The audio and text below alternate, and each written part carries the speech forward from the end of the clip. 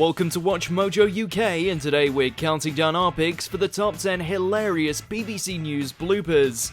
I might give up on that. The weather, Matt Taylor. Ow! Before we begin, we publish new content every day, so be sure to subscribe to our channel and ring the bell to get notified about our latest videos. For this list, we're going to be proving that even the most trusted news source in the world is prone to a few goofs and gaffes. Recall any that don't appear on this list? Please let us know in the comments below. Number 10, pushing through it. Has your mind ever gone completely blank? Well, at least that didn't happen on national television.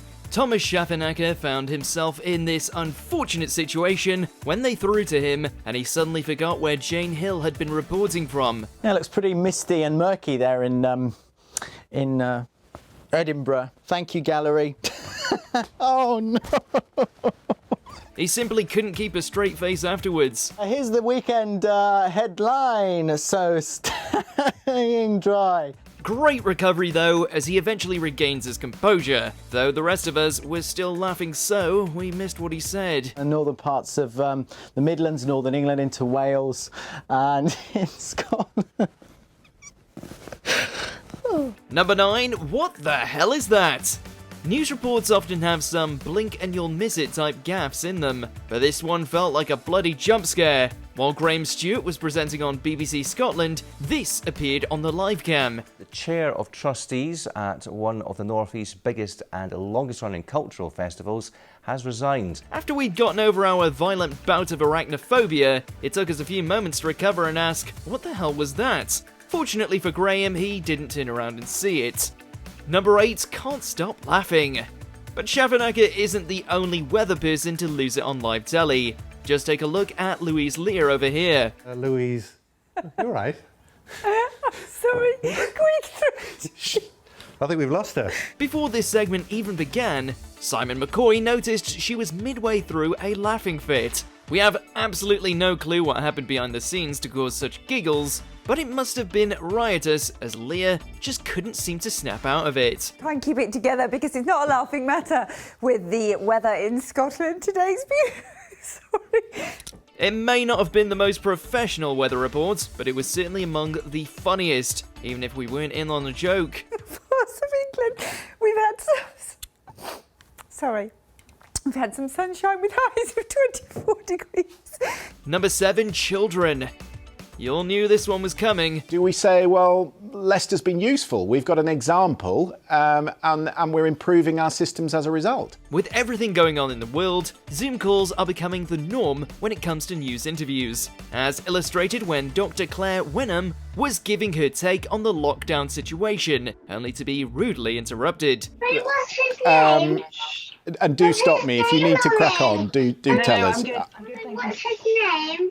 My name is Christian. What's his name's Christian. However, before even that was the now legendary moment when Professor Robert Kelly had his 2 children burst into the room. And what will it mean for the wider region? I think one of your children has just walked in. His wife scurrying in and trying to pull them out of the camera's view gets us every time. Pardon me. My apologies. Number 6, a breezy night.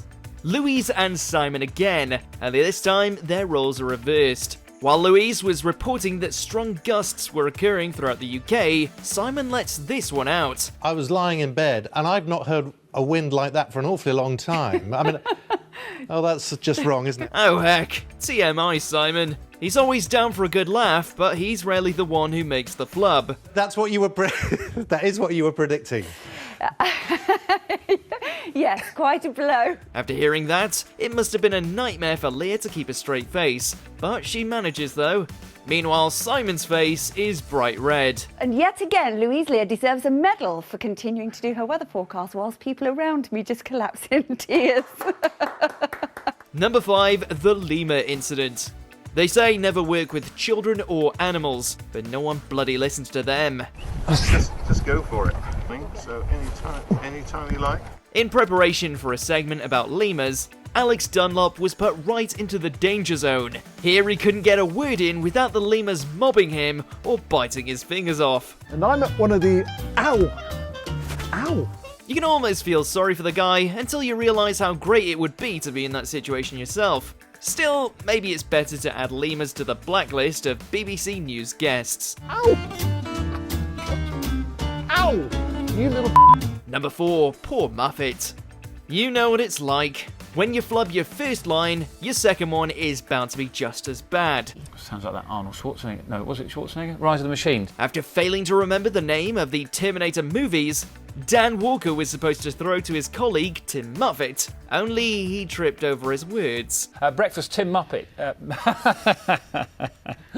It's going to love you for that. Tim takes it on the chin, but you can tell Dan is still hurting as he brings it up once again at the end of the segment. That's what humanity's about, isn't it? About Yeah, getting people's names wrong.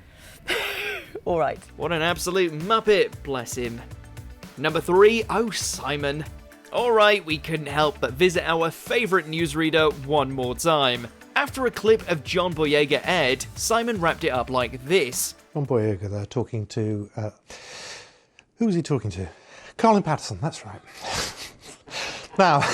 It's a simple mistake, and one we'd surely forget seconds after. But for Simon, he just couldn't contain his laughter. The spectacular display was captured by photographer and astronomer Matt Robinson in Norway last night. The poor guy had to fight back a laughing fit, even when reading this absurd-sounding follow-up story. The audience are macaques tugging on his hair, stealing his music, and as you can see, climbing all over the piano. This was only a couple of minutes long, but for Simon, it must have felt like an eternity.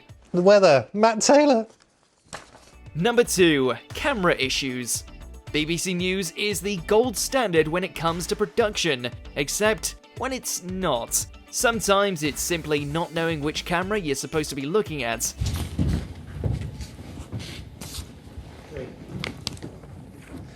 Hello and welcome. And other times, it's when you suddenly lose control of the camera jib and it flies across the room.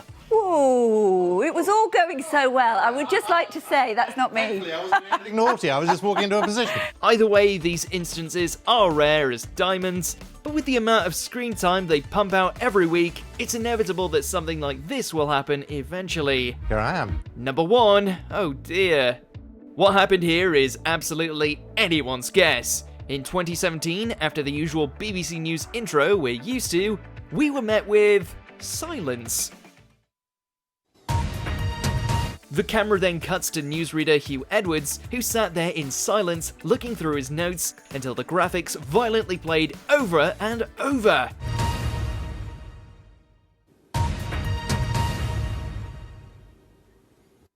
The longer it goes on, the funnier it gets. And it went on for 4 whole minutes.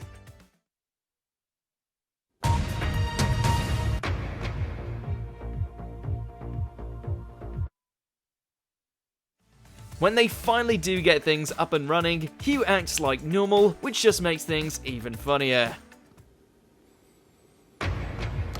Tonight at 10, jobs and prosperity must come first in any Brexit deal. Legend. Do you agree with our picks? Check out this other recent clip from WatchMojo UK and be sure to subscribe and ring the bell to be notified about our latest videos.